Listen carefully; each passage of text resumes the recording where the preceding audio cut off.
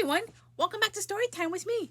Since today is March 8th, which is National Women's Day, we honor like all the women out there and what jobs they do for to make the world a better place. Well, today's story is about a girl named Malala Yousafzai right here, how she changed the world for all the girls in her where she came from her country because for all the education that girls were forbidden to go to school, which that is just really that's just ridiculous. So today's story is going to be Malala's magic pencil and how she changed the world when she was how she won the Nobel Peace Prize at 17 years old. So Steve Burns talked to, if you haven't watched Steve Burns' podcast, What's Like Being Brave, he talked to go check it out where he talked to Malala about what it's like to be, how to overcome that fear. So without further ado, let's get on with this story, Malala's Magic Pencil. Malala's Magic Pencil by Malala Yousafzai, illustrated by Kara Scoet. Do you believe in magic? When I was younger, I used to watch a TV show about a boy who had a magic pencil. If he was hungry, he drew a bowl of curry, and it appeared. If he and his friends were in danger, he drew a police officer. The boy was a little hero, always protecting people who needed help. How I wanted a magic pencil too.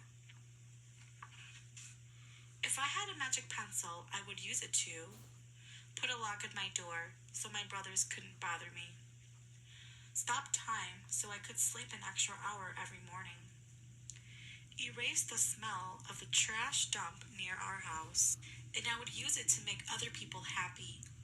I would draw the most beautiful dresses in the world for my mother, the best buildings in the valley for my father so he could open many schools where children would study for free. A proper ball so my brothers and I no longer had to play with an old sock stuffed with rubbish. Every night before I went to bed, I wished for a magic pencil of my own. And every morning I would wake up and check my cupboard, but the magic pencil was never there.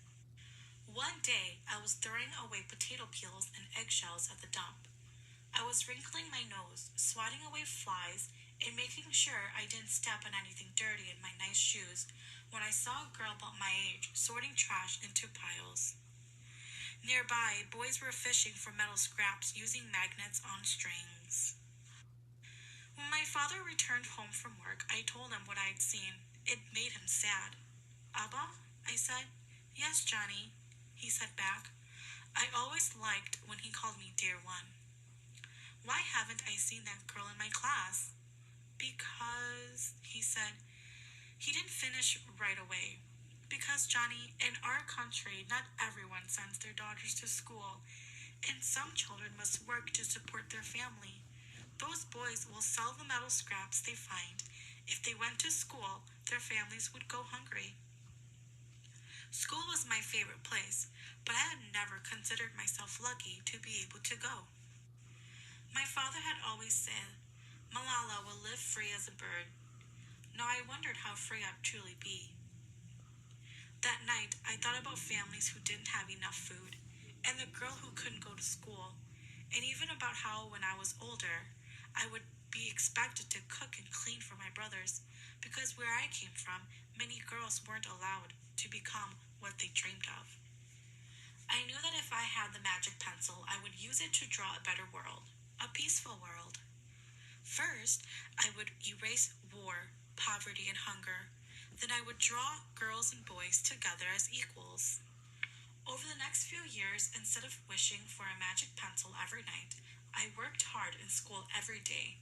I wanted to be one of the top students in my class.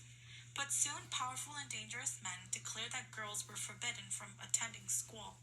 They walked the streets of our city now. They carried weapons. One by one, girls stopped coming to school. "Abba, where are all the students? They don't feel safe here anymore, Johnny." How could a few men stop all the girls in our valley from going to school? If more people knew what was happening to us, I thought, they might help. Wishing wasn't enough. Someone needed to speak out. Why not me?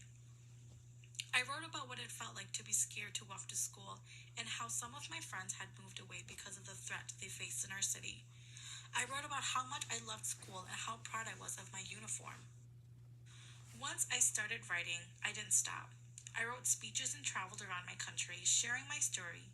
I even talked to a reporter from a famous international newspaper.